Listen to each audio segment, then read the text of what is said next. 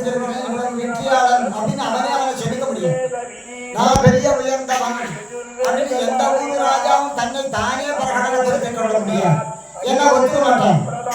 ஏன்னா அந்த ஊர்ல இருக்கக்கூடிய ராஜாவுடைய பிரஜைகள், அந்த ஊர்ல இருக்கக்கூடிய மக்கள் அந்த ராஜாவை பத்தி புகழ்ந்து பேசணும். அப்பதான் இதெல்லாம் ஒத்துக்க மாட்டேன். அந்த மாதிரி ஒவ்வொரு இடத்துலையும் அந்தந்த ஆச்சாருடைய பிரபாவத்தும் ஆச்சாருடைய சொல்றது பெருமாளுடைய பிரபாவம், ஆழ்வார் சொல்றது பெருமாளுடைய பிரபாவம். ஆக எம்பெருமானுடைய பிரபாவத்தை ஆழ்வார்கள் ஆச்சாரர்கள் எல்லாம் கொண்டாடுகிறபடினால்தான் எம்பெருமானுக்கு பெரிய.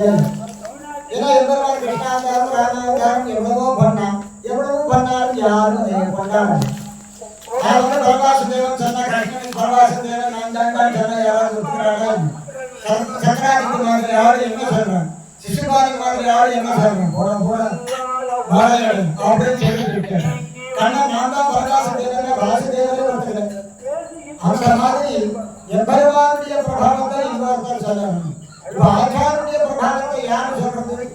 சரி, பாகவதாருடைய பிரபாவத்தை யாரு சொல்றது? பாகவதாருடைய பிரபாவத்தை தன்னுடைய சிஷ்யனுடைய பிரபாவத்தை ஆச்சாரம் சொல்லணும் அப்படின்னு எந்த ஆச்சாரம் தன்னுடைய சிஷ்யனுடைய பிரபாவத்தை சொல்றதே.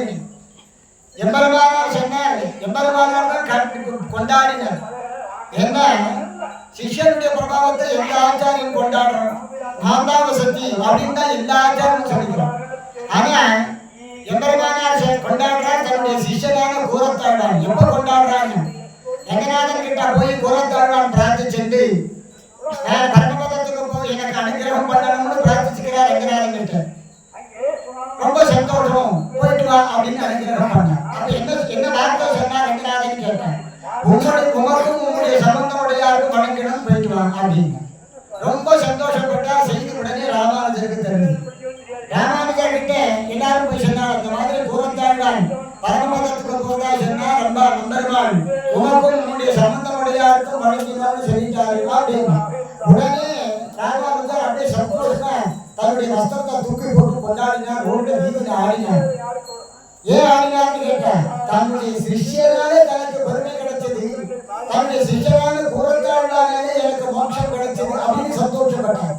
தன்னுடைய சிஷ்யனை கொண்டாடின ஒரே ஆச்சாரியன் ராமானுஜர். எந்த இடத்துலையும் யாருமே தன்னுடைய சிஷ்யனை கொண்டாடுறதே கிடையாது. எந்த ஆச்சாரம் சிஷ்யனா தனக்கு கீழதா இருக்கணும் அப்படிங்கிறபடிதான் வச்சுருக்கேன்.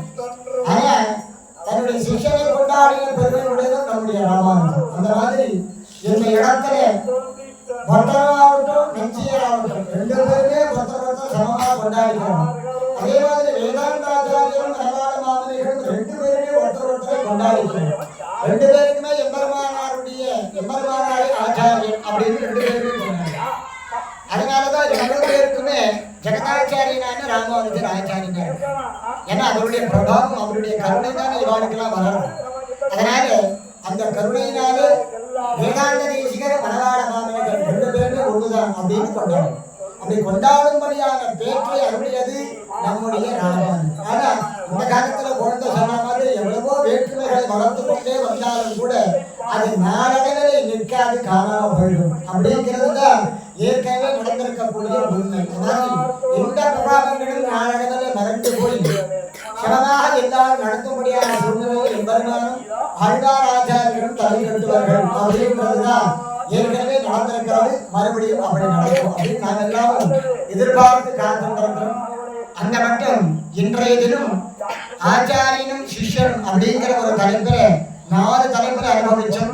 விட்டு சித்தரும் கோதையும், திருமசங்கரானும் கணிக்கண்ணனும், பக்தரும் நஞ்சையரும், வேதாந்த தேசிகரும் மனவாள மாமனிகளும் அப்படின்ற தலைப்புல இன்றைய தினம் ஆச்சாரிய சிஷ்ய பிரபாவத்தை அற்புதமா அனுபவிச்சோம். என்ன எம்பார் மாதிரி ஒரு சிஷ்யர் கிடையாது, எம்பெருமான் மாதிரி ஒரு ஆச்சாரம் கிடையாது. ஏன்னா ராமானுஜருக்கு பிரியமான சிஷ்யர் எம்பார், எம்பார் பட்டருக்கு பிரியமான ஆச்சாரியன் எம்பார். அதாவது தன்னுடைய சுவாதந்திரத்தையும் தன்னுடைய பெருமையும் எப்பவுமே காட்டிக்கொள்ளாது இருக்கக்கூடிய தன்மைதான் எம்பாருடைய பிரபாவம். நான் ஆச்சாரியனா இருந்தா கூட எம்பெருமானாருடைய திருவடியை கதிண்டா வாழணும் அப்படின்ட்டு பட்டருக்கு அறிவுரை சொல்லிட்டு போனதான் நம்முடைய எம்பார். எங்க ஆச்சாரியனா இப்ப அப்படி சொல்லுவார், நான் தான் ஆச்சாரியன், நான் சொல்லதான் கேட்கணும் அப்படின்னு. இல்லை, எம்பார் என்ன சொல்ற, நான் உனக்கு ஆச்சாரனாக இருந்தாலும் என்னோட எம்பெருமானார் தான் ஆச்சாரியன். அவருடைய திருவடியால் எனக்கு தஞ்சமே வாழ வேண்டும் பக்தனுக்கு அறிவுரை சென்று போல எம்பார். அந்த மாதிரி பெரிய பிரபாவத்தை உடையவர் எம்பார். அந்த மாதிரி ஆச்சாரியன் இல்லை, அந்த மாதிரி சிஷ்யன். அந்த மாதிரி 4 தலைமுறை இன்றையும் அற்புதமாக நமக்கு அனுபவிக்கும்படியான பாக்கியத்தை எம்பெருமானார் எவ்வாறு அனுகிரகித்தருளினார்கள். நாளைய தினம் அதே போலவும் விநியோகாச்சாரியும் விழாஞ்சோதிப்பில் ராமானுஜமுனியும் எவ்வாறு ராமானுஜமுனியும் கண்டும் பவித்திரமும் பராங்க சமனியும் மதுரகவிகளும் என்கிற தலைப்பில் நாளைய தினம் அதே மாதிரி ஆச்சாரிய சிஷ்ய பிரபாவங்களை நாம் அற்புதமாக அனுபவிக்க இருக்கிறோம். இன்றைய அளவில் இன்றைய தினம் இந்த ஆச்சாரிய சிஷ்ய பிரபாவத்தோடு நிறுத்திக் கொண்டு ரொம்ப பேரு அந்த ஆகமத்திலே சொல்லப்பட்டிருக்கும்படியான திருக்கோவில்களே ஆராதனம் கிரகத்திலே ஆராதனை செய்வதற்கு சில மந்திரங்களை போட்டு ஆகம ரீதியான மந்திரங்கள் பிரகாரம் ஆராதனை பண்ணணும்னு ரொம்ப காலத்துக்கு முன்னாடி 95 வெளியிட்ட ஒரு கிரந்தம் ஆந்திராத்திர ஆகமத்துல வேதத்துல சொல்லப்பட்டிருக்கக்கூடிய திருவாராதன மந்திரங்கள் அப்படின்னு 95 போட்டு அந்த புஸ்தகம் நாம் 3 வெளியீடு ஏற்கனவே வந்தது. இப்போ 4வது வெளியீடாக நிறைய பேர் கேட்டிருக்கிறான்றதுனால மறுபடியும் அந்த கிரந்தத்தை நம்முடைய எவ்வாறு திருநட்சத்திர வைபவத்தில் இன்றைய தினம் அதை வெளியிடலாம் இருக்கிறோம். அதிலே கூறுகின்ற ஒரு கூட ஒரு சேர்ப்பு இருக்கிறது. என்னன்னா ஒரு பாகவத ஸ்ரீ வைஷ்ணவ பாகவதோத்தம திருநாடாயிட்டா அவருக்கு என்ன பண்றது, எப்படி சமீப பரிபாலனம் பண்றதுங்கிறது ரொம்பவே தெரியல அப்படின்னு ரொம்ப பேர் ஆளாளுக்கு ஒன்று சொல்ற, ஆளாளு ஒன்று விதமா சொல்றான். சம்பாவனையில மாத்திரம் எல்லாம் குறிக்கோளா இருக்கிறான். அது இல்லாதபடிக்கு என்னதான் பண்ணணும் என்னதான் செய்யணும் அப்படின்னு ரொம்ப பேர் கேட்டுருந்தா அதுல 6000 படின குரு பரம்பரையிலும் ஆளவந்தாருக்கும் ராமானுஜருக்கும் அதே மாதிரி கூரத்தாழ்வானுக்கும் பட்டருக்கும் எப்படியெல்லாம் அந்த ஸ்ரீசூர்ண பரிகாரம் பண்ணப்பட்டிருக்கிறது அப்படிங்கிறது குரு பரம்பரையில விஸ்தரணமா இருக்கிறது.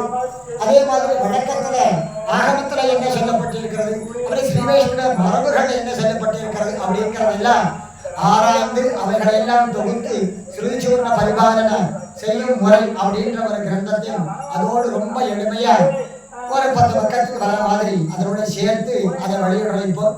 அதை நம்முடைய தீனதயாள ராமானுஜதாசர் ரொம்ப வேண்டி கேட்டிருந்தார். அவர் நம்முடைய சக்கரபாணி ராமானுஜதாசர் அவர் ரொம்ப இந்த நாமசேவாத்திரம் பண்ற கோவில் கைங்கரியும் தினந்தோறும் கண்ணாறு வயதையும் அந்த பெருமாளுக்கு தினந்தோறும் கைங்கரியம் பண்ணவர். அந்த கோவிலுக்கு அர்ச்சகர் அவரும் வந்திருக்கிறார். அவருக்கு அர்ச்சகர் மாத்திரம் பார்க்கல நாமசேவத்திலும் பண்ணுவார்.